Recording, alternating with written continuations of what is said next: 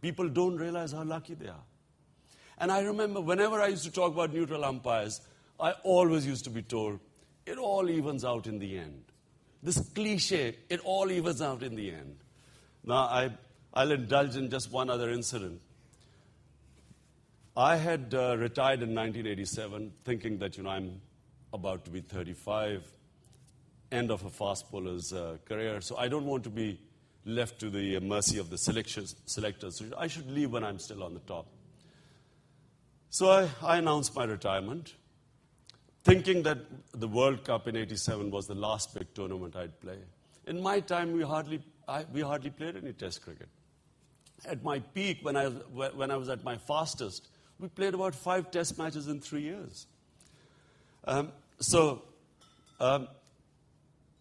retired because I thought this is the last big tournament would be the World Cup. There's nothing else ahead. Best time to go. When I retired, I suddenly discovered that West Indies invited Pakistan for a tour. West Indies invited Pakistan for a tour because Australia, for some reason, the Australian team had cancelled their tour. Why did the Australian team cancel their tour?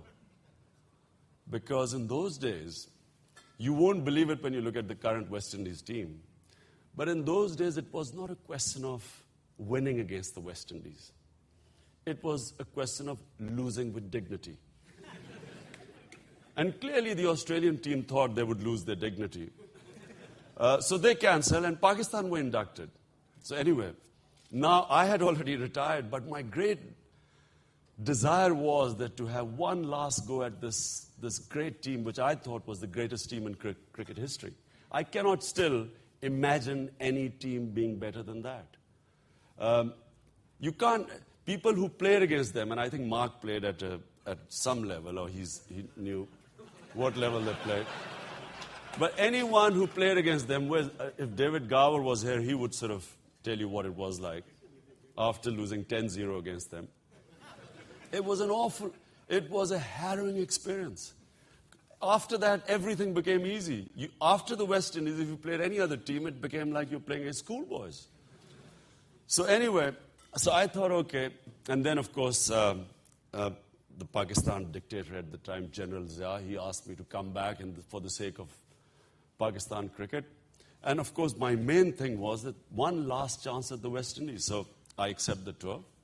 We go to the West Indies. 5 one-day matches, Pakistan wiped out 5-0. So I'm suddenly thinking, did I make the right choice? Anyway, first Test match, after 15 years, West Indies lose a Test match. Pakistan win by a huge margin, 8 wickets. 3 Test series, second Test match. At Trinidad, Pakistan bowled the West Indies out for 140. West Indies bowled Pakistan out for 150. Second innings, now I narrate this because, here was my desire to finish my career beating the greatest team in cricket history. So, the match is now poised, and West Indies now lose 2 wickets in the evening, and in the morning, they lose the 3rd wicket, and in walks Sir Vivian Richards. West Indies tottering at 70, 60 for 3, 60 head for 3, something like that. And then they lose another wicket, and so they are now 70 for 4. Now the whole ground, again pin drop silence, everyone knew that what stood us and between a series win was Vivian Richards. We knew it, the crowd knew it, Viv certainly knew it, because the gum was being chewed at 10 times the normal pace. The jaws were moving very quickly. You knew he was very nervous. So anyway, but sadly, the umpires also knew it. And here's an in-swing bowler who had so many times who thought there were LBWs which went against him. I mean, over my career, because I was an in-swing bowler mainly. I don't remember any of them, but I remember this decision as if it happened yesterday. So early, 70 for 4, the series would have been all over on the third day of the test match. And Viv Richards coming in, struggling really in this aggressive mood, chewing gums working very hard. And I still remember this ball. And if the bowlers here, well, Jeff Thompson would know it, except that he would blast batsmen out. He wouldn't sort of bowl these subtle things. But anyway, I was bowling this outswinger. I was bowling cross breeze blowing, and sort of to Viv, you always bowl outswingers. So he was not, Mark, Johnny would know this, that when a bowler is bowling outswingers, you don't take your front foot out too far. You're playing from your crease because you're waiting for the ball to do its work.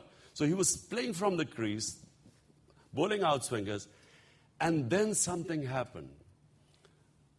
Intentional outswinger, but the ball pitches and comes back. Not intentionally. Bowler doesn't know it, and so neither does the batsman know it.